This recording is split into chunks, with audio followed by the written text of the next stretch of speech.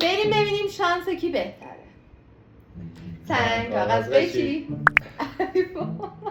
شانس من خوبه. 5 5 4 7 4 اینجاست.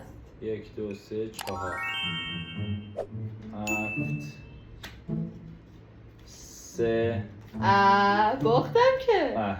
لفظ نه جوانه که 3 خدا 3 2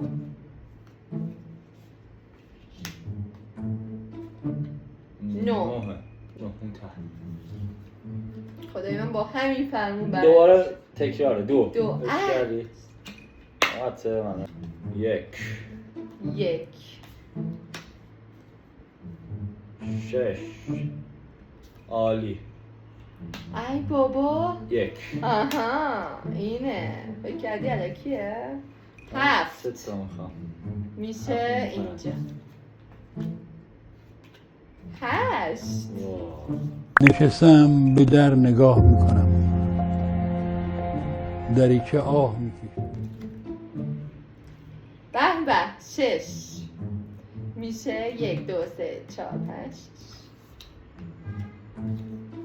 3 اوپ شد. نو این سری شالا که دیگه 2 تا میخوام. 2 فقط یکی. بگو که خدایا 8.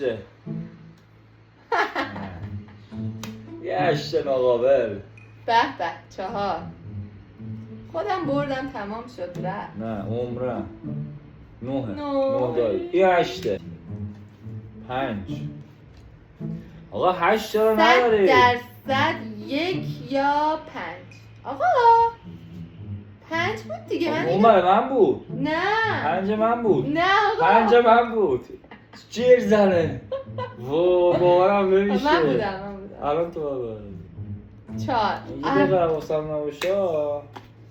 بعد دیریم وینگو.